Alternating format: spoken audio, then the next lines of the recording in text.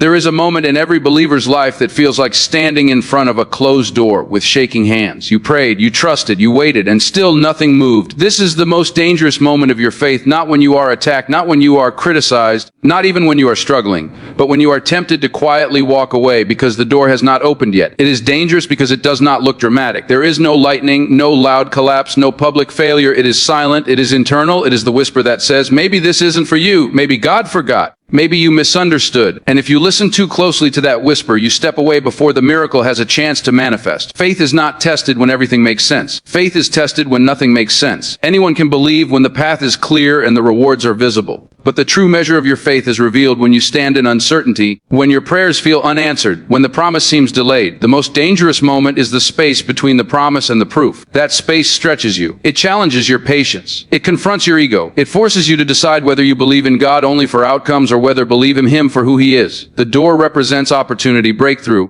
calling, healing, restoration, whatever you have been praying for. But here's what most people do not understand: doors are not just opened, they are prepared. While you are waiting outside, God is working on both sides. He is preparing the room you are about to enter, and He is preparing you to handle what is inside. If the door opened too soon, you might step into a blessing you are not mature enough to manage. You might sabotage what you prayed for because your character has not caught up with your desire. Waiting is not punishment. Waiting is protection. The enemy of faith is not always fear. Sometimes it is frustration. Frustration convinces you that delay equals denial. It tells you that because it hasn't happened yet, it will never happen. But delay is often divine design. A seed does not break the soil the day it is planted. There is a hidden process happening beneath the surface. Roots are forming. Strength is developing. Stability is being built. If the seed surfaced too quickly, it would wither at the first sign of heat. The same is true for you. What feels like stagnation is often unseen growth. In the most dangerous moment of your faith, you will be tempted to compromise. You will consider opening doors that look easier but lead away from your purpose. You will think about lowering your standards just to feel progress. You will feel pressure to force something instead of waiting for something.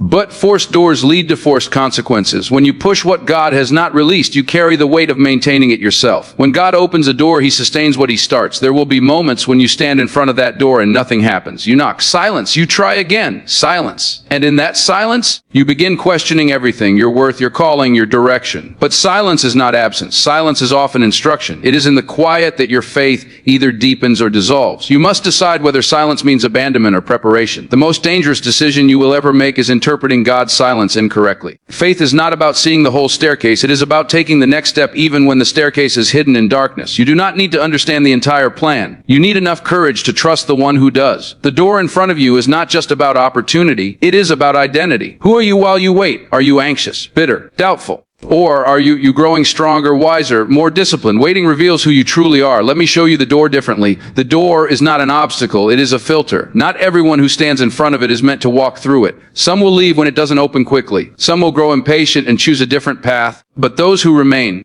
those who refine their faith in the waiting, become ready for what lies beyond it. The door tests your endurance. It tests your loyalty. It tests whether your faith is conditional or committed. The most dangerous moment of your faith is when nothing appears to be happening. But that is precisely when everything is happening. Character is forming. Pride is being stripped away. Dependency on outcomes is being replaced with dependency on God. And when that internal shift occurs, you are no longer desperate for the door to open because you have learned that your peace does not depend on what is on the other side. When the door finally opens, it will not be because you panicked. It will not be because you forced it. It will open because the timing is aligned, because the preparation is complete, because your faith did not collapse under pressure. And when you step through it, you will realize that the most dangerous moment was also the most defining one. The waiting did not weaken you. It built you. The silence did not break you. It shaped you. The closed door did not reject you. It refined you. So if you are standing in front of a closed door right now, do not walk away too soon. Do not let temporary frustration create permanent regret. Strengthen your faith in the waiting. Deepen your trust in the silence, because sometimes the door is not locked. It is simply waiting for you to become the person who can handle what is behind it. And when that moment comes, you will not just walk through the door. You will step into a version of yourself that is stronger, wiser, and unshakable. Here is the deeper truth about the most dangerous moment of your faith. It is not the moment when you are openly doubting God. It is the moment when you begin emotionally detaching from the promise. It is when you stop expecting.